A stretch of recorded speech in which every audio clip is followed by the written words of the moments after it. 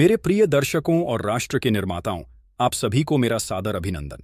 आज मैं आपसे सिर्फ खबरें साझा करने नहीं आया हूं, बल्कि एक ऐसी गाथा सुनाने आया हूं जो सिर्फ संख्याओं और आंकड़ों की नहीं, बल्कि दशकों के मौन संघर्ष, अनगिनत रातों के आंसुओं और 78 लाख वरिष्ठ नागरिकों के अडिग आत्मसम्मान की है।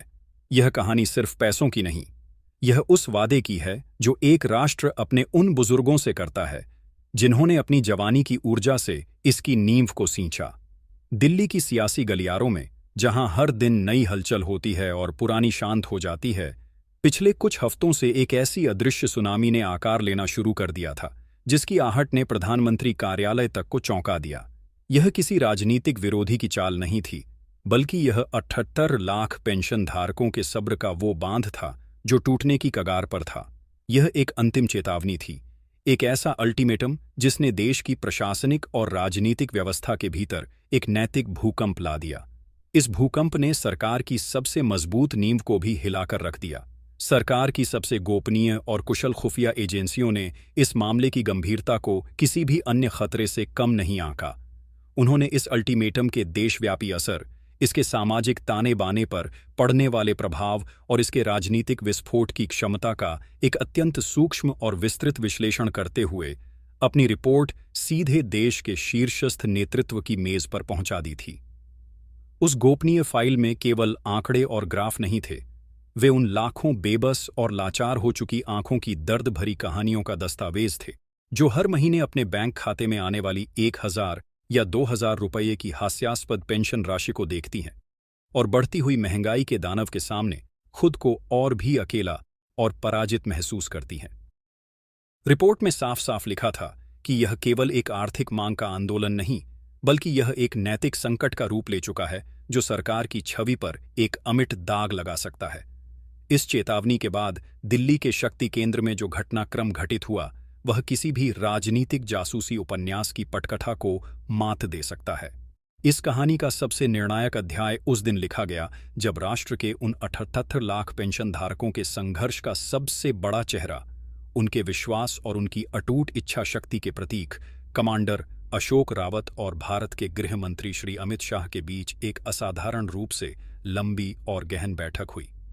हमारे सबसे विश्वस्त सूत्रों ने इस बात की पुष्टि की है कि यह बैठक, जो सामान्यतः 15 से 20 मिनट की औपचारिक मुलाकातों से कहीं आगे बढ़कर लगभग पूरे 1 घंटे तक चली, ये कोई साधारण मुलाकात नहीं थी। ये दो शक्तियों का संवाद था। एक तरफ देश के सबसे ताकतवर और रणनीतिक रूप से कुशल मंत्री थे, और दूसरी तरफ उन 78 लाख लोगों की दबी हुई आवाज थी जिसे अब और नजरअंदाज करना असंभव हो चुका था। उस बंद दरवाजे के पीछे, उस उच्च सुरक्षा वाले कमरे में, कमांडर अशोक रावत ने किसी भी प्रकार की भूमिका या औपचारिकता का प्रदर्शन नहीं किया। उन्होंने सीधे, सरल किंतु इस्पात की तरह मजबूत शब्दों में अपनी बात रखी। उन्होंने तथ्यों, आंकड़ों और जमीनी हकीकत के अकाट्य तर्कों के साथ देश के 78 लाख पेंशन भोगियों की पीड़ा, उनकी दयनीय आर्थिक स्थिति और उनकी एकमात्र न्यायसंगत और तर्कपूर्ण मांग को गृह मंत्री के समक्ष एक आईने की तरह प्रस्तुत कर दिया। उन्होंने विस्तार से बताया कि कैसे आज के आधुनिक भारत में 1000 या 2000 रुपये की मासिक पेंशन एक भद्दा मजाक बनकर रह गई है। उन्होंने उन पूर्व कर्मचारियों का दर्द शब्दों में पिरोया जो कभी देश की औद्योगिक प्रगति के इंजन हुआ करते थे और आज अपनी दवाओं, अपने इलाज और अपनी 2 वक्त की रोटी जैसी बुनियादी जरूरतों के लिए भी दूसरों पर आश्रित हो गए हैं। उनकी मांग बिल्कुल शीशे की तरह साफ थी। न्यूनतम पेंशन 7500 रुपये और उसके साथ महंगाई भत्ते का सुरक्षा कवच, ताकि भविष्य में बढ़ती कीमतें उनकी बची खुची कमर को भी न तोड़ें। इस ऐतिहासिक मुलाकात के बाद जो कुछ भी हुआ, वह इस पूरे प्रकरण का सबसे नाटकीय और सबसे महत्वपूर्ण मोड़ साबित हुआ। गृह मंत्री श्री अमित शाह, जो अपनी अद्वितीय राजनीतिक सूझबूझ, अपनी अचूक प्रशासनिक क्षमता और जमीनी हकीकत की गहरी समझ के लिए जाने जाते हैं, उन्होंने इस मामले की असाधारण संवेदनशीलता और विस्फोटक क्षमता को एक ही क्षण में पहचान लिया। उन्हें यह समझने में देर नहीं लगी कि यह मामला केवल कुछ हजार के वित्तीय लेन देन का नहीं है, बल्कि यह एक ऐसा भावनात्मक ज्वार है जिसमें एक बहुत बड़े सामाजिक और राजनीतिक तूफान में परिवर्तित होने की पूरी शक्ति है।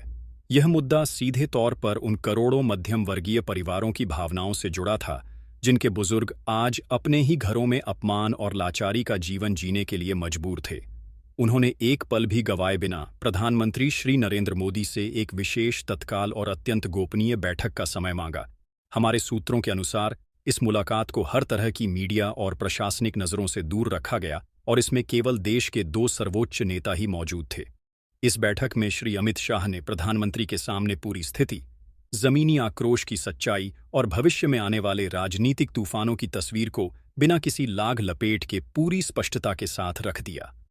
उन्होंने किसी भी ब्यूरोक्रेटिक औपचारिकता से ऊपर उठकर एक सच्चे राजनीतिक रणनीतिकार और सरकार के संकट मोचक की भूमिका निभाते हुए अपनी बात रखी।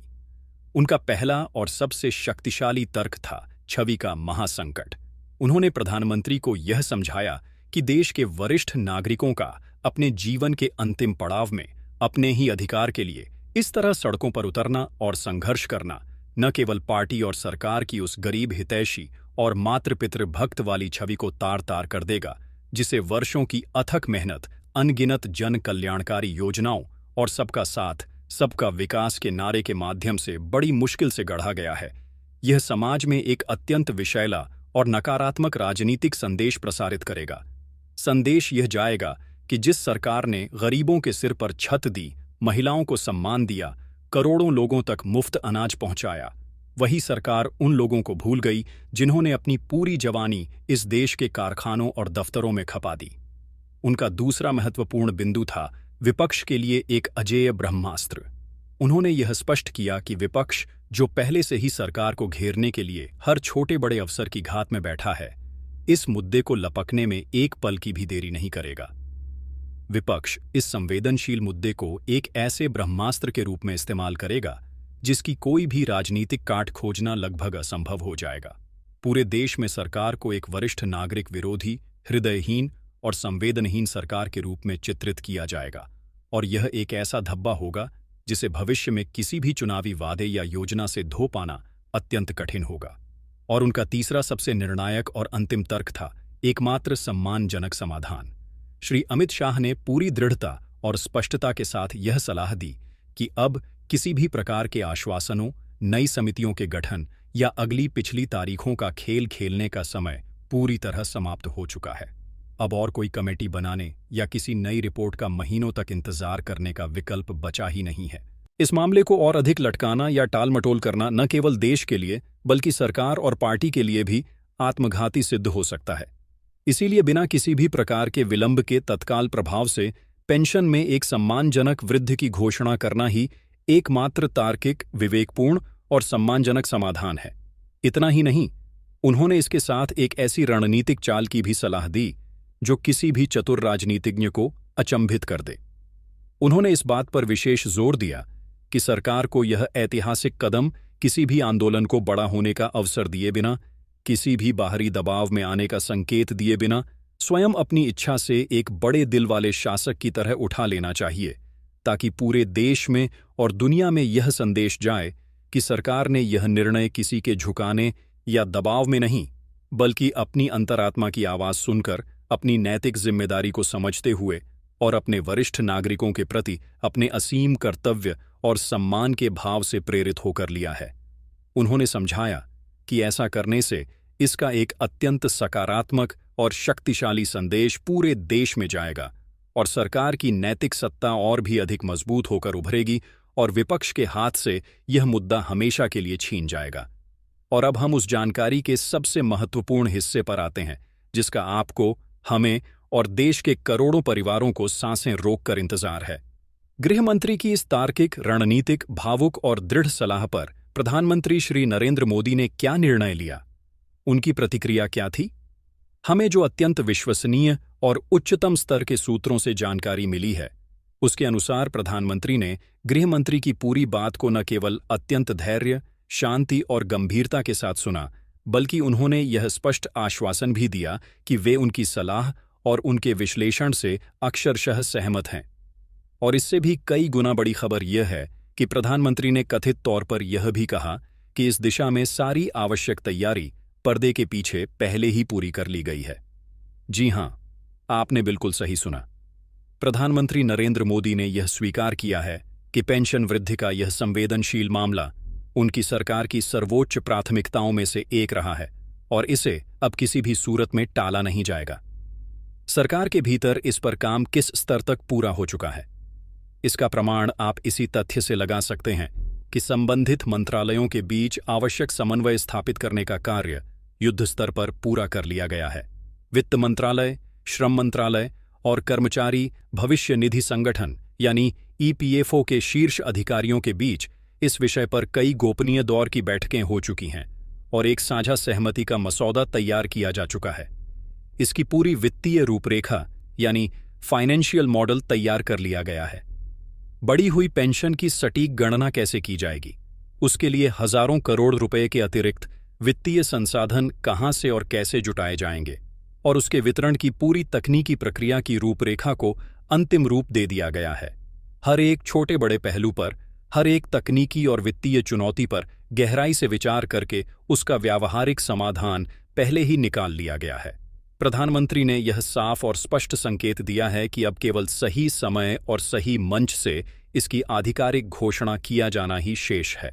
उन्होंने श्री अमित शाह को यह दृढ़ विश्वास भी दिलाया है कि सरकार का हर संभव प्रयास यही होगा कि पेंशन भोगियों की अगली मासिक किस्त का भुगतान होने से पहले ही इस बढ़ी हुई ऐतिहासिक राशि को जमीनी स्तर पर लागू कर दिया जाए।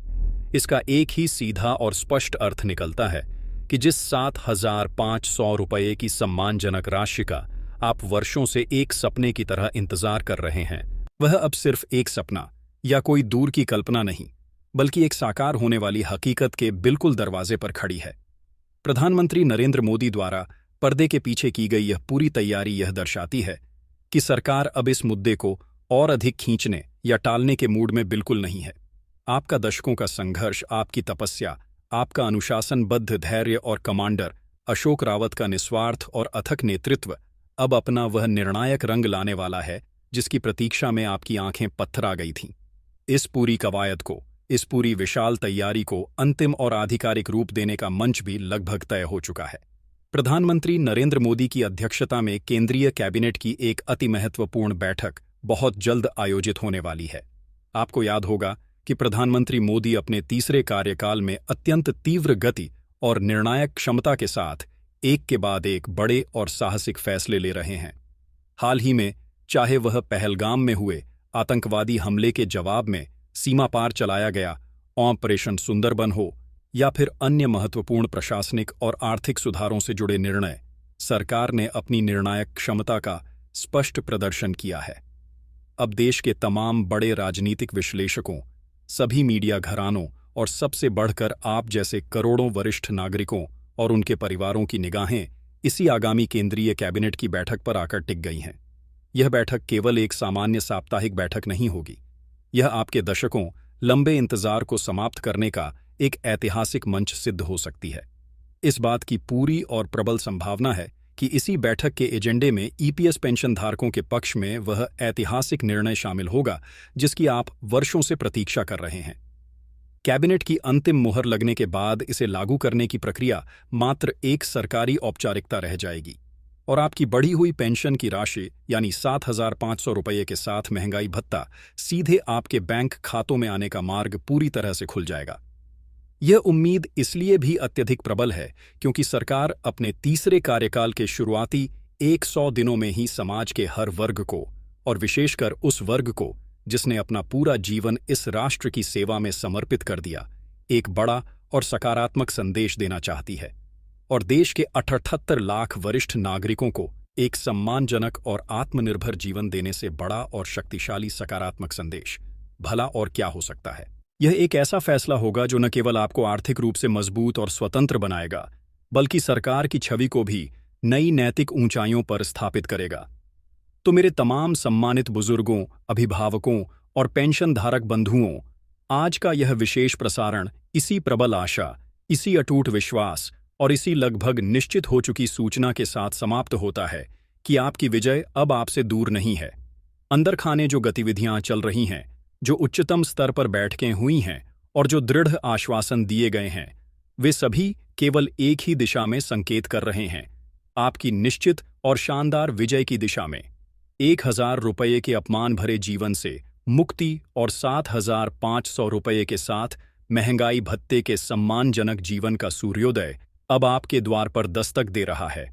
कमांडर अशोक रावत के निस्वार्थ नेतृत्व और आपके अटूट, अनुशासित और शांतिपूर्ण संघर्ष ने उस चट्टान को भी हिलाकर रख दिया है जो वर्षों से अचल, अभेद्य और असंवेदनशील प्रतीत होती थी। लेकिन याद रखिए, इस लड़ाई के इस अंतिम और सबसे निर्णायक चरण में आपकी भूमिका और भी अधिक महत्वपूर्ण हो जाती है। आपकी एकता ही आपकी सबसे बड़ी और अंतिम शक्ति है।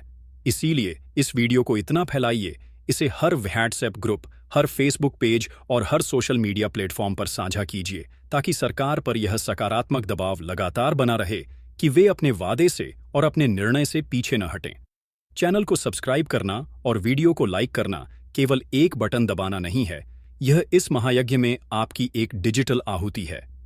यह आपकी आवाज को कई गुना बढ़ाकर सरकार के कानों तक हर पल यह संदेश पहुंचाता है कि देश के करोड़ों वरिष्ठ नागरिक अपनी मांगों के पूरे होने का, उस एक आधिकारिक घोषणा का पलकें बिछाए हुए बेसब्री से इंतजार कर रहे हैं। हमें पूरा विश्वास है कि अगली बार जब हम इस विषय पर आपसे मुखातिब होंगे तो हम आपको पेंशन वृद्धि की आधिकारिक खुशखबरी और विजय का समाचार सुना रहे होंगे। तब तक अपना धैर्य और अपनी एकता बनाए रखें और सबसे महत्वपूर्ण, अपने स्वास्थ्य का पूरा ध्यान रखें, क्योंकि एक नए, बेहतर और सम्मानजनक जीवन का सूर्योदय अब बस होने ही वाला है। इसी के साथ मैं आपसे विदा लेता हूं। हमारे साथ जुड़े रहने के लिए आपका हृदय की गहराइयों से बहुत बहुत धन्यवाद। जय हिंद।